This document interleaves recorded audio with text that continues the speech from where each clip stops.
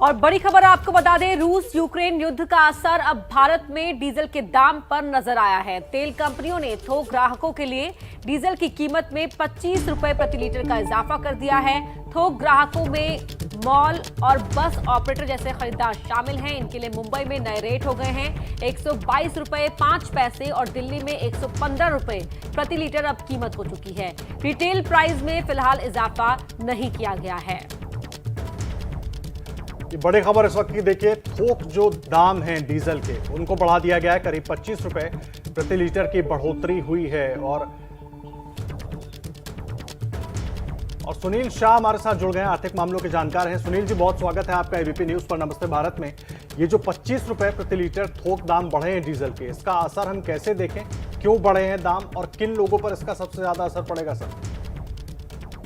देखिए, अभी तक ये अभी आई खबर है, तो मैंने ज्यादा डिटेल से पढ़ा नहीं। लेकिन अगर ये होलसेल में पड़ता है जो थोक ग्राहकों के ऊपर, और वो अगर आपने जैसे बताया कि वो मॉल्स वाले या उनके जनसेट जो चलते हैं उनके लिए है, या जो बसेस हैं यानी कि जो पब्लिक ट्रांसपोर्ट वालों के लिए है, अगर उनके लिए बढ़ाए हैं तो उसका इम्पैक्ट, डायरेक्ट इम्पैक्ट तो नहीं आएगा, लेकिन इनडायरेक्ट इम्पैक्ट ये आएगा कि उनके चार्जेस में बढ़ोतरी होगी।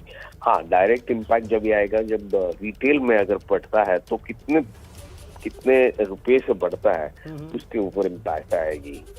तो देखना ये पड़ेगा हमको, जब रिटेल में बढ़ता है तब जाके एनालिसिस कर सकेंगे कि इसकी इम्पैक्ट महंगाई की दरों में क्या पड़ेगी। ये हर चीज महंगी हो जाएगी अगर प्रति लीटर 25 रुपये से रिटेल में बढ़ता है, लेकिन मैं नहीं मानता हूँ इतना बड़ा जंप आ सकता है। जी, लेकिन सुनील जी, एक चीज और समझना चाहेंगे, क्या खास करके इसका असर हैवी इंडस्ट्रीज पर भी पड़ेगा, क्योंकि सबसे ज्यादा कंजप्शन उनकी तरफ से होता है? और मुझे लगता है, जहां तक मेरे पास जानकारी है, रेलवे भी एक बड़ा कंज्यूमर है डीजल का। सही, आपने सही बताया। तो रेलवे पे डायरेक्ट इम्पैक्ट आएगा तो क्या होगा कि पूरा का पूरा वो पास नहीं करेंगी।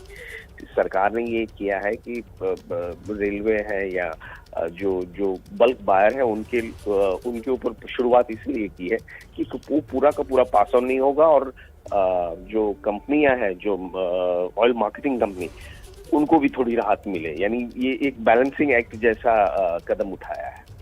लेकिन सर, अगर इस तरह की चीज़ों पर दाम बढ़ते हैं, और चाहे वो हेवी इंडस्ट्रीज की बात करें, रेलवे की बात करें, या जैसे ट्रांसपोर्ट की भी हम बात कर रहे हैं, तो धीरे धीरे करके पास ऑन तो ये कंज्यूमर के ऊपर होगा, रिटेल कंज्यूमर के ऊपर भी। और चाहे धीरे धीरे करके हो, कम करके हो, लेकिन असर तो पड़ेगा।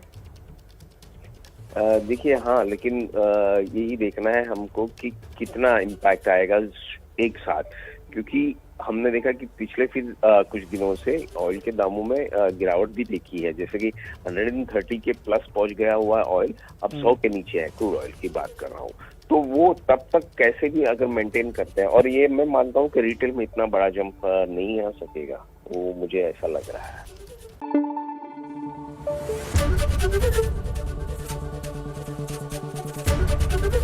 एबीपी न्यूज आपको रखे आगे।